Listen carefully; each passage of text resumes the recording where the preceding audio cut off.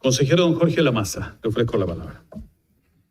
Muchas gracias, señor presidente, y por su intermedio hacer la siguiente reflexión y pregunta al expresidente don Sebastián Piñera. Es bien sabido que en Chile hasta antes del año 2016 regía el sistema electoral binominal y que el señor presidente Sebastián Piñera, por su intermedio señor presidente, fue presidente de Chile bajo ese régimen electoral y que posteriormente, en su segundo mandato, le rigió el sistema proporcional progresivo actualmente vigente. Y en atención a esa experiencia de haber conducido el destino de Chile durante 2 periodos presidenciales bajo distintos regímenes electorales, me gustaría poder obtener una reflexión de parte de usted, don Sebastián Piñera, en atención a cómo incidió el sistema proporcional progresivo en la fragmentación política que se vivió antes del estallido social y si esta fragmentación política también fue causa detonante de lo que vivió el país en el año 2019. Eso, señor presidente. Respecto a Jorge Lamazza, me preguntaba, ¿cierto?, por 2 periodos bajo sistemas distintos. Efectivamente, en el primer periodo había un sistema binominal, en el segundo periodo había un sistema proporcional. En los 2 casos éramos minoría. Y en los 2 casos tuvimos que enfrentar grandes situaciones catastróficas, ¿cierto?, inesperadas, inusuales. La primera fue el terremoto. Y la segunda vez nos tocó enfrentar el estallido.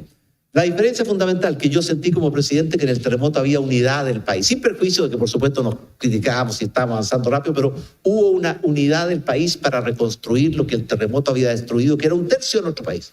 1 de cada 3 escuelas, 1 de cada 3 hospitales, 1 de cada 3 puentes, en fin. En cambio, cuando tuvimos que enfrentar la segunda catástrofe, la pandemia del COVID, se acaba de salir un informe de la OECD que pone a Chile, ¿cierto?, entre los 3 países que mejor enfrentó la pandemia en el mundo. Cosa que cuando lo estábamos enfrentando aquí en Chile era la guerra mundial, al interior de nosotros mismos. Pero la segunda vez yo sentí que no había ninguna unidad para enfrentar una catástrofe externa como fue la pandemia y también como fue, ¿cierto?, el estallido, al revés. Surgió desde mi punto de vista las mayores divisiones, las mayores descalificaciones, pedían la renuncia del presidente al día siguiente de que se produjo el 18 de octubre. Y por lo tanto el tema de inteligencia y el tema de seguridad es un tema que yo creo que sí, y si ustedes quieren profundizar sobre eso, pero ese es un tema que aquí podemos hacer un cambio sustancial que va a ser muy difícil que se haga en el Congreso. Y respecto a los 2 periodos, ¿cierto?, sí, eran 2 sistemas distintos, en los 2 casos éramos minoría, pero la dispersión de partidos hace imposible la gobernabilidad. Digamos las cosas como son. Una cosa es tener el sistema binominal y otra cosa es tener, creo que tenemos 19 o 21 partidos con representación parlamentaria. 21. Y 12 partidos en formación. O sea, vamos avanzando en la dirección absolutamente contraria y por tanto las normas que propone la Comisión de Expertos de tener menos partidos, pero mejores partidos, con más disciplina, ¿cierto?, con más unidad, con más definición ideológica, es una muy buena medida y necesaria. Porque con esta proliferación, yo hay una cosa, al final, me tocaba como presidente, al final uno no discutía con un partido, tenía que discutir, habían 21 partidos, pero cada 21 partidos tenía 3 o 4 corrientes. Entonces uno tenía que hablar con cientos de personas. Se hace imposible la búsqueda de acuerdos.